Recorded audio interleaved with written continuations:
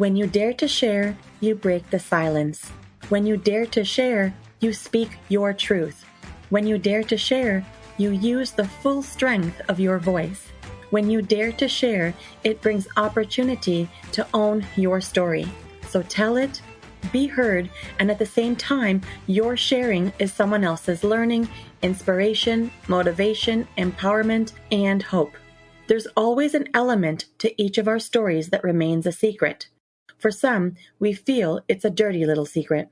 Dare to share your untold story exposes these secrets in a welcoming and positive way. I encourage each of you out there to dare yourself to share what is yours to tell. When we dare, it is the courage to do something really important. Let this be a vow to each and every single one of us that we take risk, we brave, confront, and face what is, while inspiring and empowering all communities. So let's break that silence and tap into mental beauty. This is Salima Jadabji, your podcast host, a practicing social worker, and your mental wellness connoisseur. Welcome to the Dare to Share Your Untold Story podcast, episode number 76, The Destruction of Perfectionism, Parenting, and Divorce. To all my fellow listeners, before we get started, I'm just dropping in a note to give you a heads up that this podcast might be emotionally triggering for you. We do invite guests onto the show who share openly about extremely difficult life moments with exposure and impact of what the struggles have been like. The intensity of each episode could have a variable impact on your emotional and mental well-being based on your own personal story. If at any point the topic becomes uncomfortable or upsetting to you in any way, please do not pressure yourself to listen. Instead, be kind to yourself, do some self-care, and perhaps give another episode a try.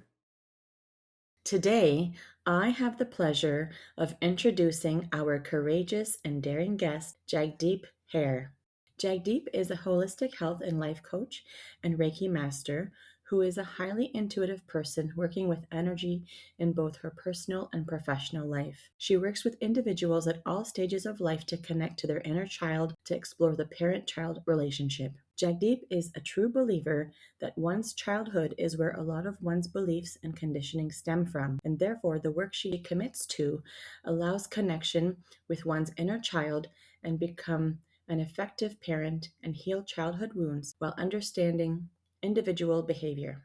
Jagdeep also works with youth and with parents and caregivers in several organizations working different roles. She supports women in their journey to reconnect with their intuition to find their answers from within rather than seeking validation outside of themselves. Well, hello, Jagdeep. Welcome to the Dare to Share Your Untold Story podcast. Oh, thank you, Salima. I am so thrilled for us to have this conversation, and thank you so much for having me on as a guest. Oh, great. It's nothing but splendid to have you on as a guest for the show today. I actually hold a lot of gratitude for your willingness to be here today and for you to allow me to unpack your story. For me, it really continues to be a blessing and an honor to be able to chat with guests like you. You all allow me to tap into vulnerability and really draw from your strength and insight and inspiration and really allow that to get shared in this space. So I have a lot of gratitude for that. And it's really important that, we take a stance together to help break barriers of mental stigma. Absolutely, Salima. Thank you so much for the work that you do. It's so important in the world.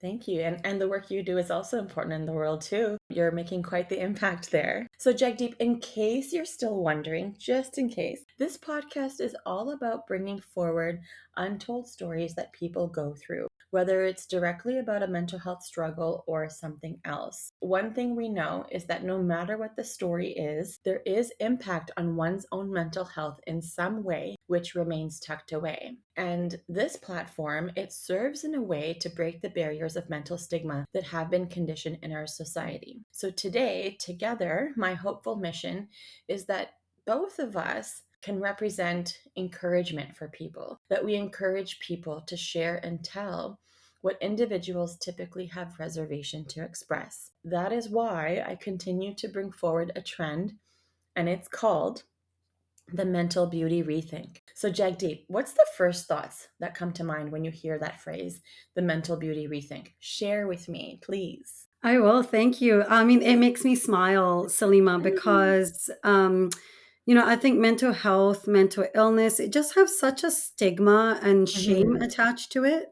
Mm-hmm. Um, and I love the attaching beauty to it is just it's like a breath of fresh air for me, and it's also empowering to see it as beautiful. Mm-hmm. So I absolutely love that question. And I mean, for me, when I refer to something as beauty or beautiful, it just gives me that warm, fuzzy feeling in my heart. So it's very connected to my heart. So to put mental beauty into like a sentence together is just like, oh my gosh, yes. I love It's it. just so beautiful.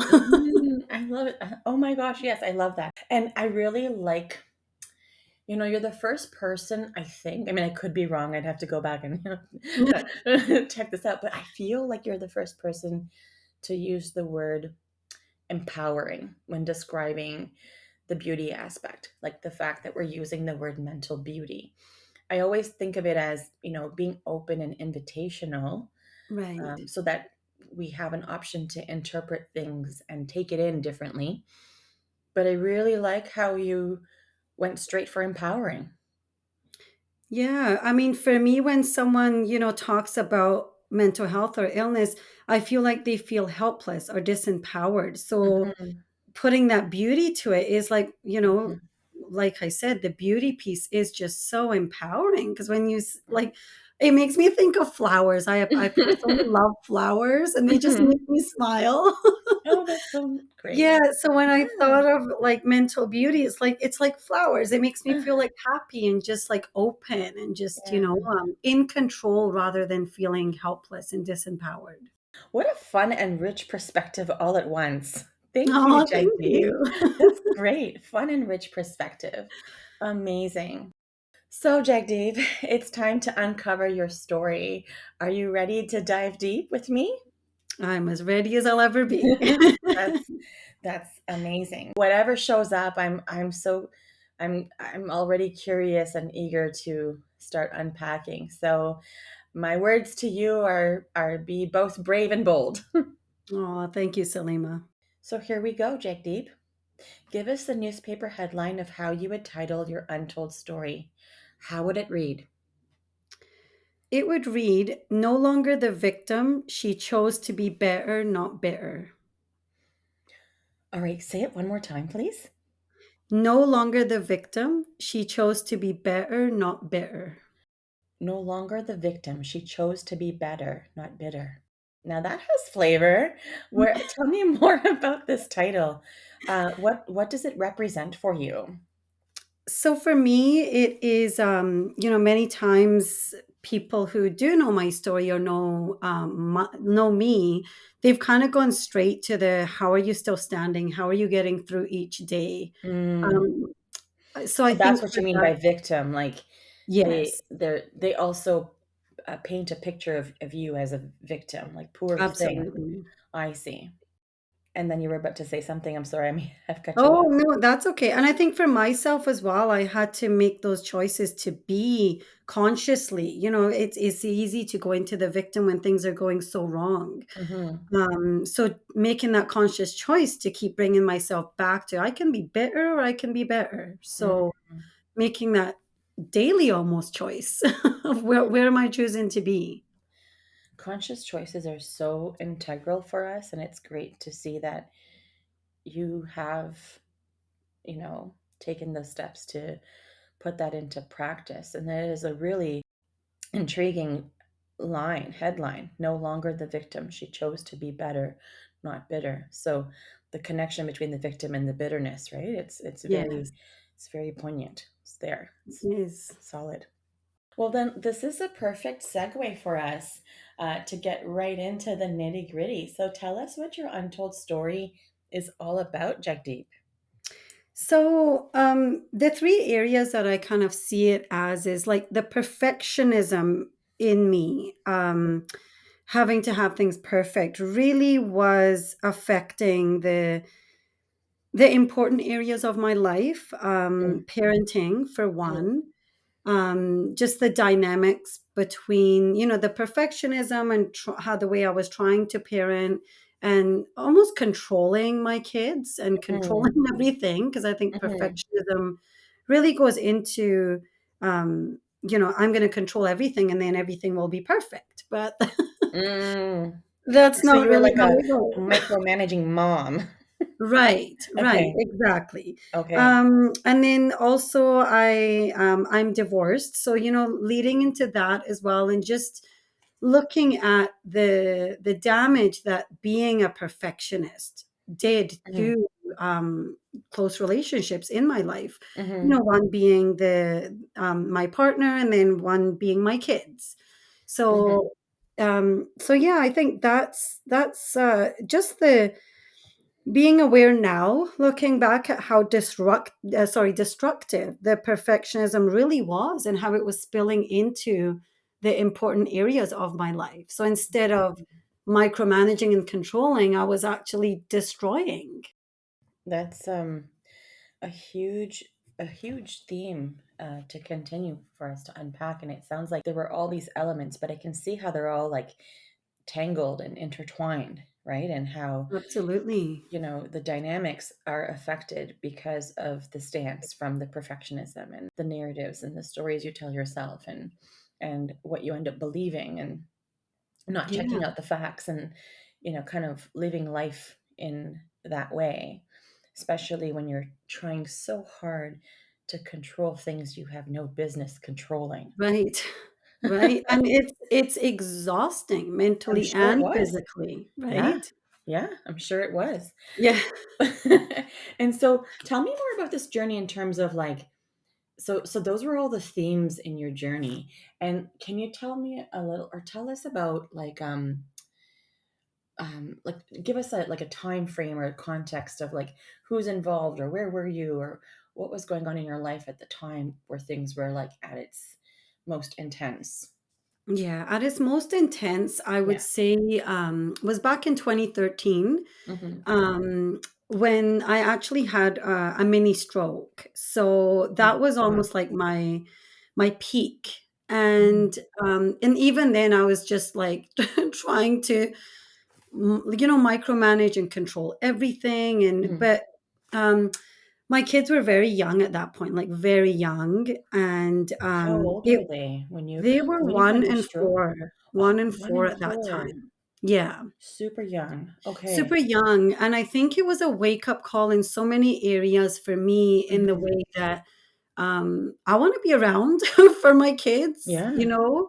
and the other thing was just I realized that I was stressing myself out. I was causing myself, not to say it was all me, there were other, Mm-hmm. elements and parts of life that played parts as well, but, um, I played a huge part in it because I was taking on stress and all of this that really, like you said earlier, that we can't control. But, Right. if I just do this, then this will happen and blah, blah, blah. But I think my health taking a toll Mm-hmm. really was the wake up call in a lot of things, because then it kind of made me rethink my marriage, which fell apart in 2017. So it was a few years later. Mm-hmm. But it was really me going, I can't keep living in this pressure cooker that I have created for myself. And also, just our dynamics at home. Mm-hmm. It just felt like that pressure cooker. And I thought, it's impacting my health, my Mm-hmm. life, the way I'm parenting, the kind of partner I'm being, just the way I'm showing up. Right. And I think a lot of it was we had the picture perfect life on the outside, Mm-hmm. and it was getting exhausting living up to that, and I just felt like I just can't anymore. And what was the thing that happened when you were like, I just can't? Is it, I mean, yes, you had the mini stroke, um, but was there something that was like the true catalyst after you had the stroke that really gave you that, I guess, maybe second wake up call, if you would agree? A second wake up call for, okay, reevaluating this marriage? Was it just the progression of having the wake up call for the mini stroke, or was there like a second wake up call? There were many, many wake-up calls. Okay. Yeah, I Okay. think for me, it was just like, I'm no longer going to live this way, but also tolerate the things that I've tolerated for so long. Mhm. And then also a big thing for me as well is and was, and still is to this point, is as for my parenting, kind of showing my kids, we can show them or we can tell them, but I think what we show them really has more of an impact than what we tell them. So telling them that it's not okay to live in a toxic or be in a toxic relationship, but then continue to be in one is kind of like, well, I'm not really practicing what I preach. And Right. So what am I modeling for my children? exactly. And also, it really was important for me and still is for, my son. I do my best for him to know what relationships should be like, or how to treat women, or how Mhm. to even treat his sister as well. Mhm. And same for my daughter as well, just to, how are we supposed to be treating one another as humans, and Mhm. how should we want to treat ourselves? Because if Mhm. we're putting ourselves, if I was in a situation where I'm like, oh, don't let another person talk to you this way or treat you this way, and then Mhm. them continuing to see it, it was a lot of things. But it all was just kind of like that wake up call was the stroke. And then from there, it's like something needs to change. Okay. It's just not working for my health, for the way I want to live, and just for everything. It Right. just felt like that was almost the point where I'm like, okay, what Right. changes am I going to make? Right. So then so this the mini stroke really was the exact wake up call, and then there was the ripple effect of that wake up call that got you to be even more conscious of and Absolutely. bring to Yeah. your consciousness like, okay, there are some things that I have been ignoring, or I haven't been practicing what I'm preaching, or oh look, here's something else that's showing up that makes sense differently now that I've shifted my perspective on this, this, and this. So Absolutely. it's like Yeah. that ripple effect of, and now that I'm making these changes, the other ones are just naturally showing up. Yeah, that's just it. Yes, naturally Mhm. showing up and being Mhm. more aware of them, whereas before Mhm. just kind of shutting it down and almost ignoring them, right? Having the Yeah, blinders on. yeah. And I noticed a few moments ago you said, I heard you say how you were like recognizing uh, what your role was in the stress. And I know you said that you caused stress, and I kind of look at it as not so much as a cause and effect, but like there were things that you were contributing to that amplified how stress played out in your world, I think. Yes. And so, um, you know, that revelation comes to you when you have your wake up call and you start recognizing your own patterns and recognizing how you can break patterns. So then you start allowing yourself to tap into vulnerability and go, okay, what are some of the things I've been up to? What are Yeah. my Oh my goodness. autopilot? Yes. What are these autopilot choices that I've been making? What's happening here? And Oh, it sounds like you absolutely. kinda went in and teased out that process for yourself. Yeah, and it's a constant ongoing journey, right? The Mhm, perfectionism, I really have to catch myself and say, this really doesn't matter in the moment. Like, mm, is this important? And just looking at the different things, Salima, if I can share, some of the mhm, things that were important to me mhm. were things like just the rigidness in myself was Yeah, like, no one can come over to my house unless the floors are steamed and everything is dusted and everything looks perfect. And those are added pressures. Like, it took the enjoyment out of having people over, because it was just more of a stressor than enjoying the moment or who was coming over. It was kind of like a stressful leading up to having a visit with someone. So it kind of defeats the purpose, right? yeah, But looking at it now, in that moment, that was me trying to control the mhm, only thing that I could, which was I can make the house really clean.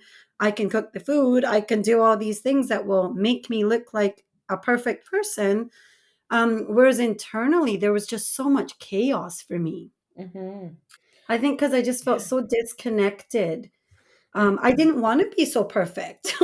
Yeah. And that, I mean, bless her, but that's my mom. Like, everything had, like, no one could come over unless everything was completely perfect. So Right. I took that into my own life. And then when I realized I actually don't want my kids to have to live up to these almost standards, right? Like, Right. because I'm living up to my mom's standards, who I don't even live with, but I've Yeah. carried it into my life. And Yeah. now I don't want that to be a pattern for my kids. I want them to actually be okay with, you don't have to clean everything if someone's coming over, Right. even if they're coming to drop something off at the door. Like, it was Hmm. just too much, Hmm. the way that I was. It's interesting, like, what habits that we pick up from how we've been conditioned, how we've been raised, and what gets passed down the line. And even sometimes we do things without questioning it because, well, that's just how our family does it. Right. And when you shared that part about, even your mom not living with, you're not living with your mom, and these things were still habits that you were holding on to. Sometimes it's important to slow down to check out, okay, what is the reason, or what's the drive behind this? What is the purpose of this, right? And until you Right. slow down to check it out, you recognize what was truly important. And it reminds me of this story about the turkey. It's so random, but it's like there was this. Someone had told me this story where a child, I guess it was Thanksgiving, was around the corner, and they were talking about preparing turkey and having a family Thanksgiving dinner. And they talked about how, I think he came home from school, and it was to talk about what are the traditions in our family. And it was like, you make a turkey, but you chop off the wings. Basically, it's like you have to keep asking all the elders in the family, and you have to keep backtracking. Well, my aunt did it this way, and my grandma did it this way, and my great grandma, my great great grandma. And so the story went on, basically, how the reason why they chop off the wings is because the original oven back in the day were really small, so the turkey Right. couldn't fit the wings. And Right. here we And it, continue to chop the wings when the oven has space for wings and so much more. So when we do things blindly or not inquiring about, like, does it make sense anymore, like, for us to do it that way? Or are we just doing that because that's what we're told we're supposed to do, And right? I think for me, it was really checking in with myself. Yeah. This just feels really disconnected. And I find when I'm doing anything Hmm. and it feels disconnected, it just Hmm. feels mentally exhausting. So I'm like, Yeah. this something just doesn't feel right. Why am I doing this? Right. And so tell me more about the internal chaos. You spoke, you mentioned and you used the words internal chaos that you were experiencing. Can you describe some of that chaos? I absolutely can. So I think I was so miserable with my life choices. I felt like I had ticked all the boxes. I did everything right. And why are things still feeling like they're just not working? Hmm. So it was a lot of that beating myself up and wanting to rebel, but responsibilities. And so it was like an inner dialogue with myself Hmm. with, this is how I want to be, but this is how I have to be. So it was just like a constant, I'm unhappy. I'm unhappy. And I can control a clean house. Maybe that will make me perfect. And but it really had, when I look, it's I did tick all the boxes, but it just went to show me, and still does, that ticking all the boxes is, who are you ticking those boxes for? Because half of those boxes I literally do not care about. Hmm. Hmm. So they were, to make the people around me happy, and they were still not happy. So who is the one struggling? Because I seem to be the one miserable right now. Right. And you can't please everyone, right? That's something we Right. we hear Right. so often from our family, our friends in the helping profession, and Oh just my gosh. Yeah. just anyone really will tell you, like, you can't please everyone. But somehow we Yeah. don't. I guess for you, I mean, I'm obviously, I know I'm guilty of it too. But we do need to hear that reminder of we can't please everyone, and we say it often to people and we hear about it. But we really need to take stock of those three very important words: can't please everyone, and Exactly. actually integrate that into our life. Absolutely. Yeah, Yeah.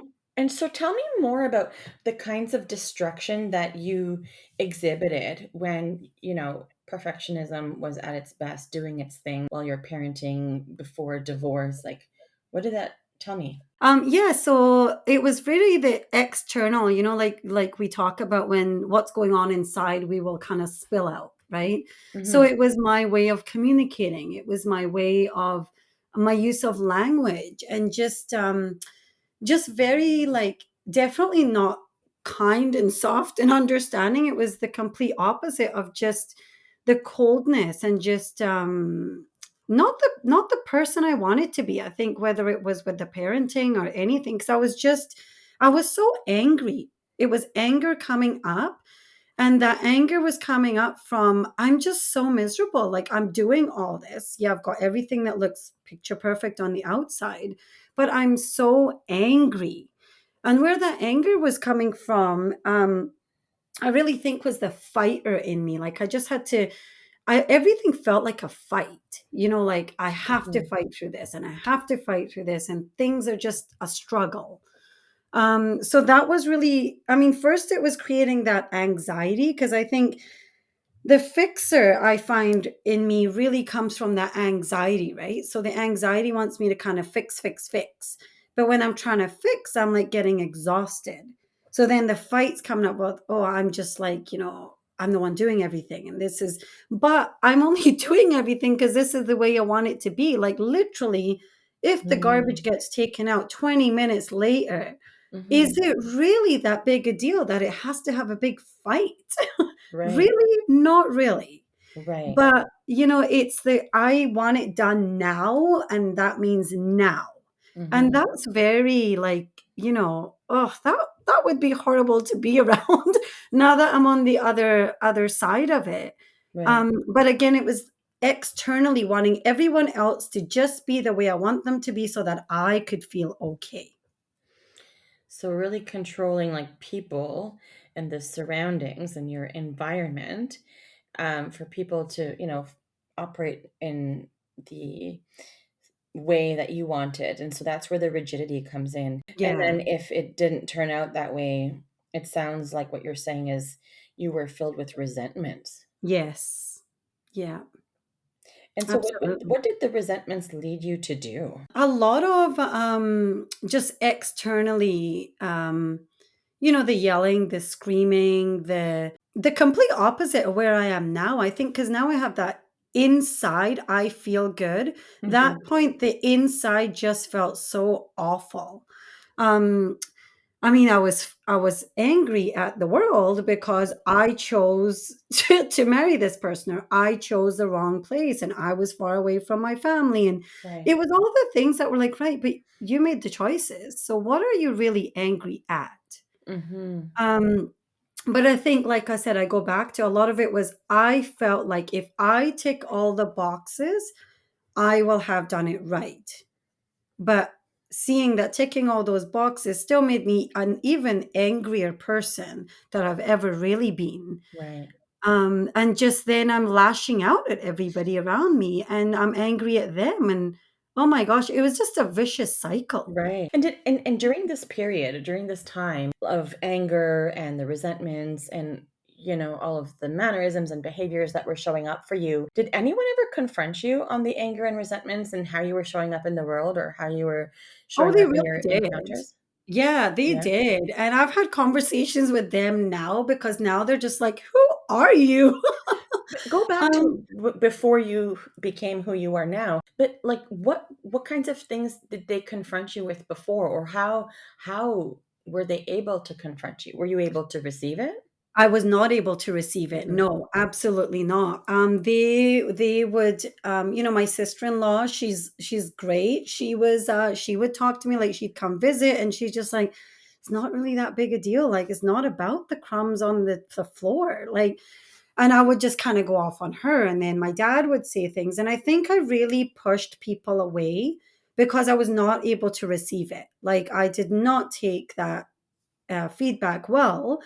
um yeah, I would just lash out at them. So it was just anger coming out in every way, shape, and form possible, honestly. So it's like people are giving you feedback, and their feedback was triggering you even more because Even more. perhaps Yeah. you're like, they don't get it. They don't understand why this is important for me. But you probably didn't, I'm assuming, but you might not have done a really great job in actually telling them what you're Yes. triggered by, or what's actually going on for you, or why this particular thing is so important for you. Like, it doesn't Yeah. sound And like you were able to articulate that.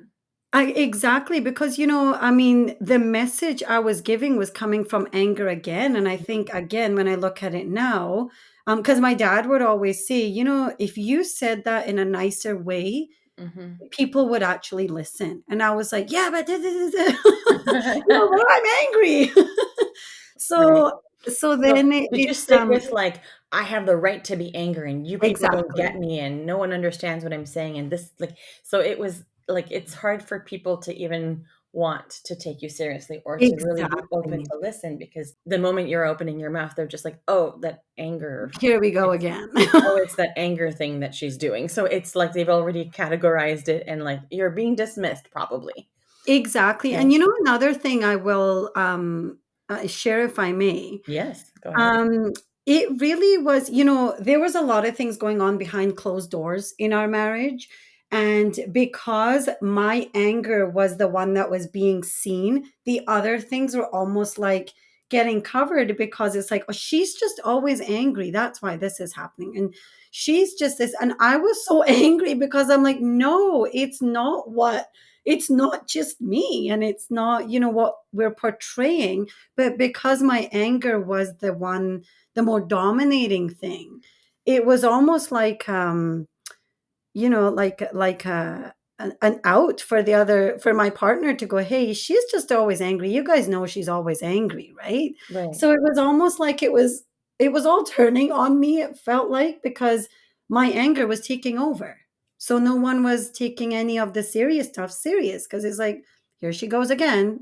She's just being her. And that's where you feel dismissed probably, and then that just fueled your Absolutely. anger for another round or another cycle, or maybe you would by that point withdraw, and maybe that's when you would start internalizing some of your experiences. Absolutely. And I will share that the other thing that really changed in that was seeing that then show up in my kids, because they were Mm, then doing the same thing. you're noticing it. So It's yeah. like, And it's okay. like when we say to someone, stop yelling, and you're yelling, right? It doesn't work. Yeah, yeah, yeah. So that was a wake up call for me as well, going, okay, so now my kids are mirroring me, Yes. and oh my goodness, this is not okay. Mhm. It's interesting what lessons we get from the mirror, right? Oh my gosh. And when you really truly allow yourself to look in the mirror and see what Yeah. what's actually showing up, not what you want to see, but like Oh, of course. the mirror work is so, so essential. Having gone through this journey through perfectionism and going through your divorce and all the chaos in between, um, what else can you tell us about emotional pain that you experienced? Is there anything else that you think is important to share from an emotional pain perspective? Yeah, I think I mean, I was at the point in my life where I just thought, you know what, I just can't do this anymore. But it was not anything on the outside. Like that inner pain got so, it was almost like it was just so much pain on the inside that I couldn't handle the pain. It was so depleting that I physically felt exhausted, but I could Mhm, have physically not done even a thing that day. But mhm, my thoughts and what was going on inside was the mental exhaustion was showing up in physical exhaustion. Because I just was at a point, it was 2018, I believe, where I just thought, you know what, I can't go on, I just can't do this, the pressures of everything are too much. And this was after my separation, where it just felt like now I'm separated, now I got again what I wanted, but I'm still not happy. So what is mhm, it? It's just me, I'm the problem. And I had a lot of anxiety attacks and in and out of the hospital, and just it was awful. mhm, And I just was at that point where, you know what, I'm done. I just cannot. I give up. You know what? Whatever happens, happens. I am just done with my life. And I kind of had that moment where I thought, what am I giving up? What do I want to run away from? Right. And I think it was so many, I mean, so many things happened, but I think that one really sticks out for me because it was just that moment of, I am done. I can no longer do any of this. But Right. I didn't know what I was done with. I Right. felt I'm just done with myself and the exhaustion I'm creating because, It's almost like you had a light bulb moment in a way. It might have been in a dark way, but it's yes, like it was something that helped you with that final shift, or like that missing puzzle piece to like really anchor you to position yourself the way you were trying to do, because it's it like, was. And there was, 2013, when you say, okay, 2013, that I had a mini stroke and different, that was a wake up call in itself. And then you actually enter the journey of working on your process and yeah. peering inwards. There's still work to be done, right? So 2018, you said, so 5 years So later. so Yeah. 2018, I can remember that moment. It was, it was like 2 o'clock in the morning. I went to go to the bathroom and I literally fell on the ground. And Oh my. I was away from my phone and I couldn't, there was no way. Normally, like I was in and out of the hospital with, like I mentioned, like with the anxiety attacks. That moment, I was like, I can't breathe. I can't get to my phone. I can't even call an ambulance at this Mm. time. Mhm. That was a complete surrender moment, like, Mhm. if there's Yes. ever one, where I just thought, "You know what? I need to work on whatever's going on inside." The chakras came to me, right? I had been to counseling for a while, and one of my counselors had mentioned the chakras, and I was like, ignored it at that time, and I don't know how at 2 in the morning that came to me then. Mhm. And I couldn't tell you what happened. It was almost like a blackout moment between then and when I got to the end of that day. But I somehow got up and, got myself together, whatever. I really couldn't tell you how. But that day, I spent 6 hours reading up on chakras. What are these chakras? What do they do? Mhm. And Mhm. I just thought, okay, you know what? It was my journey into kind of where I am now, but it Mhm. was the most beautiful journey because I really started working on myself daily from that day, and I still do. And Mhm. it's really got me to where outside things still haven't changed in many ways in my life, but Right. I internally is what's changed. And that's Right. what's kind of made me go, oh my gosh, I was the problem all along. Well, Not completely, but you know what yeah. I mean, Well, right? it sounds like you worked yourself from the inside out. Absolutely. Mhm. Yes. So, Jagdeep, when people come to see me for therapy, people, they tend to be in one of three places, in a way where some people are getting started, some are in the middle, or some are looking back. And what I mean by this is, like, some people are coming with like all of these different parts of things, and they're trying to make sense of it. Some are in the middle, meaning they've worked on some things, or there's an acute stressor that they're in the middle of addressing.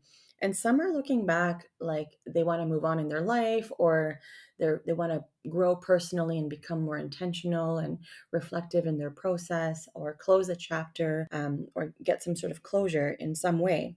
So, for you, what part of the journey would you say that you're in with regards to your untold story? Would you say that you are getting started, in the middle, or looking back? Definitely, I would say looking back for sure. I mean, there's always work to be done, but Yeah. definitely looking back. And so, what do you want to remember about the process of your healing journey, if you can see that you're looking back? Gosh, I want to say, you know what? I've definitely gotten through every single day, no matter how easy or hard it's been. Just looking back and knowing I can do hard things, I am doing hard things. Like, honestly, I like that reminder. It's such a powerful one. I can say it again. I can do hard things, and I can do hard things and I am, because I think I when we're am. in that mess, it feels like I am never going to make it. I'm not going to make it through the next hour. Mhm. I Mhm. remember feeling I can't get through the next Right. hour, but And here I now you're am. looking back saying, "And I did it anyway, and Yeah. somehow I pulled some grit from somewhere. There was Yeah, a little bit, there was a small little speckle left because I'm there here was. now." That's very powerful, and, very powerful and a really great remembering, I would say. Yeah, Absolutely. thank you. Yeah. And I will share in those hard moments, there were many days and weeks and months where I literally was getting through the next 3 hours. All I can Mm, think about is the next 3 hours. Once I get there, I'll figure out the next 3 because even the end of the day felt like I'm not going to make it to the end of the day. mhm, mhm, So, when we're in that, when it feels really tough, for me mhm. anyway, it was definitely like I can only do the next little tiny step. Right, right. And so, um, Jagdeep, I'm really curious. I mean, we've talked about the theme of perfectionism, how it showed up in your parenting and the dynamics, in your encounters with your extended family members, how it showed up in your marriage or with choices you made or didn't make in life, and a lot of pain and turmoil that it caused on the inside, right? Where people couldn't even see. And you shared so vividly that surrender moment, where you mentioned how I just can't do it, I'm done, and all of the things that transpired from there. Is there anything else that you can share in terms of how your untold story affected your mental health specifically? So I heard you just say right now, it got to the point where you had to chunk your day and your time into such small parts that you were looking at 3-hour intervals. So, can you describe a little bit of like what it was like to be living a life where that is the kind of chunking of time you had to do? Absolutely. So I would wake up around 6 o'clock. Now I wake up a lot earlier, but at that point, wake up at 6 o'clock. So I had to get my kids up by 7 to get them to school. So I was like, okay, 6 to 9. Okay, I get up, I get lunches done and all of that, which just felt exhausting. Every little thing was exhausting. Mhm. Wake them up. They were so young, but every little thing that they would, being kids was just like, I just can't. Like they want to We be would fun be, and spontaneous, and you're like, I yeah. need a schedule. I only have this much capacity. Right, right, Mhm. and getting them to school, so we would be running to get to school, and, "Oh, we're late," and I would Mhm. drop them off, I would sit in the car, and I would bawl, and I'm like, Wow. that's it. I can't drive home. So I would Mhm. sit there and have a really good cry, get the energy to get home. Get home and I'm like, oh, I gotta do these dishes and I gotta this. And then I'd be like, get through to 12 o'clock. And Mhm. then, okay, gotta pick the kids up at 2:30. So it Mhm. literally was, what can I do? But mentally, it was just, now when I think about it, Salima, the Mhm. school bell time didn't change. When we were, a year later, when we're at school 10 minutes early and we're playing on the playground, school bell time didn't change. So these Right. were kind of my real check-ins on the school times didn't change. The Mhm. needs of the children didn't really change. What Mhm. changed was me, Mhm. right? But to really put it into perspective of, oh my goodness, like those 3 hours at a time were like 3 hours too many. Right. Right. And do you remember like if there were any like competing inner thoughts that you experienced that were really unhealthy for you? Oh my goodness, so many. Mhm. So many where I just not only was I beating myself up for feeling like such a failure, like, now, oh, you're a single parent, you failed your kids, you've like put your family to shame, like all of this stuff that's like, oh my goodness, so destructive. Mhm. The blame. It's Mhm. all me. Yeah, and that was not serving me at all. If anything, it was just making me feel absolutely worse and worse and worse about myself that I'm not deserving. I've let everybody down. It's all me. Like just Mhm. awful. And what limitations did you see as a result of the impact to your mental well-being? Like, what did you notice? Well, I was just I wasn't living. I Mhm. was I was surviving. Like I was constantly in Mm. survival mode. And that's just not like my nervous system never got to calm down, but it was not really just the external things. Yes, there were external things like, things that had to be done, There was a court battle to go through, which really I just felt like if this would just go away, I'd be fine, which Mm-hmm. it did add a lot of added pressure. Mm-hmm. But then when I But looked you're at a few, basically, what you're saying is like you kept focusing on external factors to change and that would fix it. yes, yeah, I see. yeah. Like the hope of external factors to sort of eliminate and then all will be good. The hope of that, yeah, and like I say, when I look at a few years later, when I'm still having those external factors, like Mhm. court dates are still coming and things are still coming, and I'm like, "Okay, well, hey, gotta work through this." So complaining about it or getting through it, like, you might as well work through what you gotta work through. So looking at just myself going, "Oh, wow, you're the same person?" Right. Yeah. You see the now you can witness your own transformation. Absolutely. Right.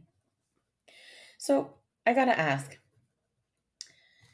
what do you like with everything that you've gone through, all your lessons and learnings on this path, and all the gratitude that you have for, the things that it has taught you along the way, what is your key message to the listeners of our show? What do you think is really important for them to know? I definitely think that we are not in control of everything. Hmm. Um, when I kind of realized that, it's like such a weight off me going, okay, it's not, there is a higher power, I Hmm. believe. And that was it's not all me. I'm not the one controlling the world in every relationship. And Hmm. there is a higher power working through me. And that to me is so freeing to go, whew, okay, I can let my guard down a bit. It's not all on me. So I think that if we can just kind of remember that the world is not just on my shoulders. I am a small piece, like almost a puppet in this play, in this bigger play of life. Hmm. So yeah, great message of um, you're not in control of everything, and the sooner that you recognize it and accept it, it can be really freeing. Exactly. Yeah, And and yeah, you don't have to be the driving force for everything. Just be a part in the play, not the entire production. I think exactly. it's important to recognize. So when you say that, that's why I kind of thought about, oh yeah, you don't have to be the entire production. But it also got me to think about how, like, you just have to sort of take responsibility for your actions, um, and be accountable, uh, to what is necessary, like to what's there. But anything beyond that is not your business. Right. So that's kind of the takeaway I had when I heard you talk about this. Any other message that you think is important for our listeners to know? We all get through 100% of our days. If we're still here listening to this, we have made it through all the hard stuff and the good stuff. So definitely remembering. I mean, another thing that I think about when I'm having a hard time is I didn't come this far to only come this far. I didn't go Mhm. through all that hard stuff to throw it all away. Right. I didn't come this far to throw it all away. So what what are my choices? What are my options? Or what do I need to reevaluate so I can keep going? Yeah. And what can I control? What's a little Yeah. thing that I can control that I can Yeah. do something with rather than being overwhelmed with everything that's going on around us, which is a lot. And that, you raise an important point, because I think sometimes people go, oh, forget it. I can't do it, because they feel there's oftentimes I see the pattern of a person feeling they're lacking control with their efforts. And so it's like, well, I Right. don't have any more efforts to give because Right. I can't seem to get the outcome I'm looking for or need. So, like, that's it, kind of thing, Right. like forget about it. Um, but I like your, um, I like how you position it and say, but what's one thing I have control over in this situation? Because that Right. brings yourself back into the power place. Right. Yeah. Exactly. And Yeah. regaining your own power. And likely you're looking at things that you do have control over, right? Yeah. Amazing. Okay, so I'm curious, Jagdeep, what was game changing for you in terms of inspiration? Share with us something that's really close to you that reflects your untold story, that was game changing in your pivot. So, is there like a quote, um, a mantra, a book, an event, a person, a place, anything that really spoke volumes? Yes. Oh my goodness. I actually have it as the bottom of my signature line. Wayne Dyer's quote of when we change the way we look at things, the things we look at change. I wrote that daily for a long time, and that really literally when that is what's happened. I've changed the way that I look at things, and the things that I look at have changed. It's all about the shift in perspective, right? It really is. Right? Even by shifting 1 degree, things look different. Yes. Yeah. So, what's an organization, or a cause that's been helpful to you, that's been impactful to you on your journey that you would like to give a shout out to? So, something like while you were going through the thick of things, was there a resource or an organization that um, was really essential for you?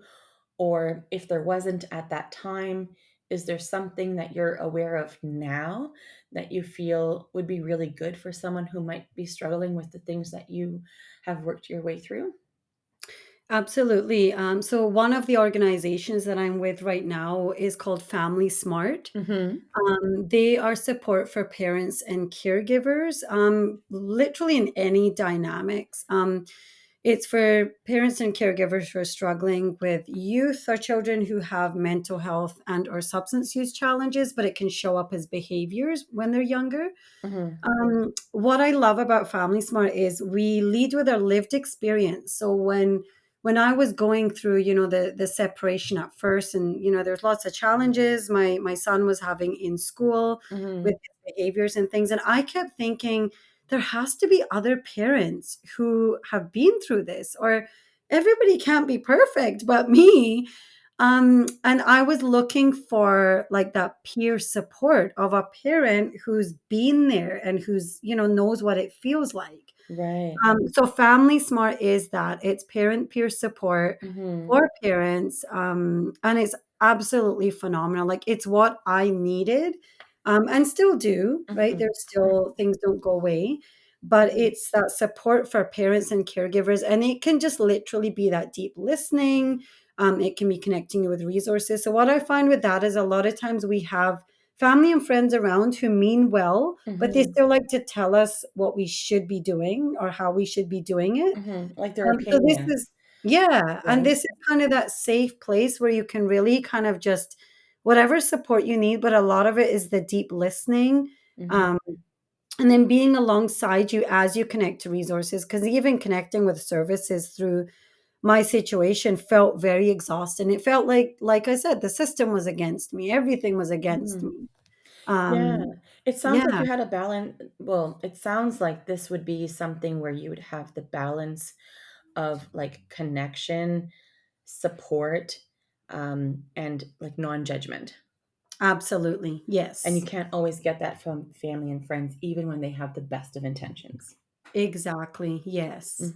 Okay, so my friend Jagdeep, tell us, how can people connect with you if they would like to? What are the spaces that you live on? What platforms are you available on? I do have a podcast, Compassion Before Judgment.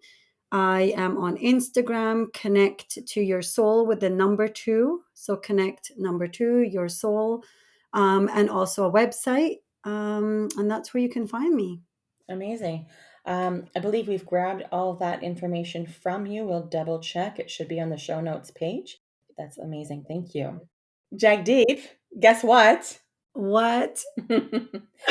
You haven't guessed. You just dared yourself to share.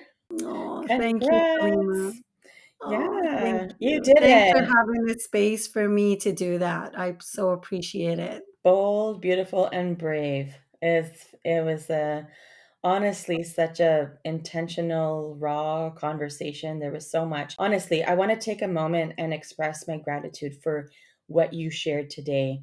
You really articulated so deeply and clearly the journey that you have been through, with undoing perfectionism, shifting away from that parenting trap, and walking away from a life that was known to you to find your own true path. So I'm truly grateful that I have been able to hear and witness your story today. And I know it's going to benefit many listeners, and they will be able to relate and take some golden nuggets for themselves. So thank you for the deep sharing, and the conversation, and for all your daring. Thank you. And thank you so much, Salima. This was such a nourishing and such a great conversation to just go into. So I really appreciate the work that you do. And thank you so much for having me. Absolutely. And once again, Jagdeep, thank you for being part of Dare to Share Your Untold Story and helping to be a voice in breaking down the barriers of mental stigma. To all of our listeners, if you like what you've been hearing on this podcast and you want to be part of breaking down barriers of mental stigma, I invite you to go wherever you are listening to the episode and hit subscribe. Leave us a comment or a review of the episode and maybe how you relate to it. To learn more about what we offer, visit www.daretoheal.co. And if you are feeling ready and brave to share, please submit your story by visiting www.daretoshare.co. Thanks for joining in.